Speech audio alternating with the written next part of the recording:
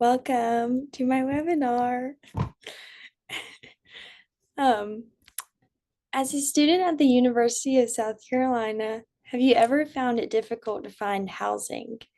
If you found housing, are you close to campus or do you have to drive to class every day and go through the struggle of finding parking? If you said yes, you are not alone. Being a student here at South Carolina as well, I have dealt with my fair share of troubles finding housing, especially near campus.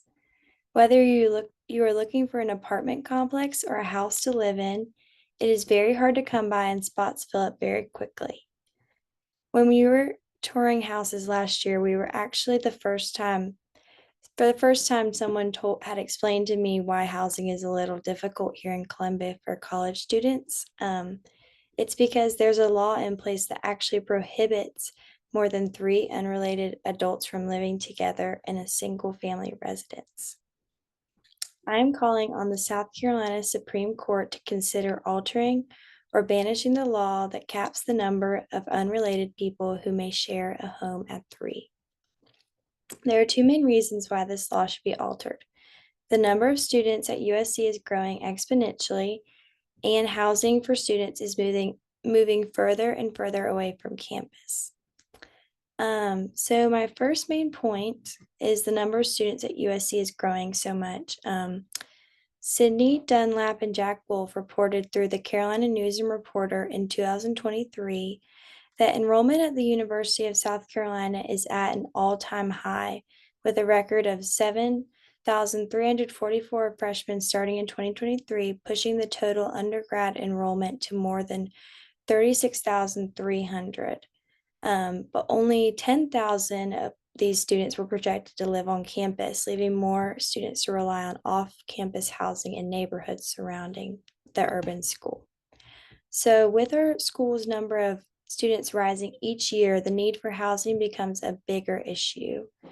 This law that is in place today limits the number of individuals that can live in residences near campus because a three-person house is hard to come by, pushing students away from these homes and putting them in a bind. Moving on to my second point, housing for students is moving further and further away from campus. Governor Henry McMaster is also a well-known property owner in the university area and was one of the individuals that opposed this law. The newspaper The State reported that McMaster stated, "If the court is right and the city can use its broad police powers to control undesirable qualities of four female students, college students living in the same house, then the university area real estate market is doomed for eternity."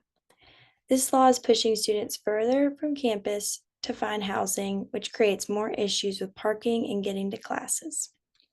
So, although I could continue with additional reasons why this law needs to be altered, the two reasons I spoke about today are big issues that need to be addressed. As our school's population continues to grow, students need a place to live, and this law is pushing students further away from campus, where they are attending classes and are essentially attending school there. I can understand why these families and residents of the area are coming from, where they're coming from. Living in a college town would be hard with the congestion and noise, especially as our college is growing.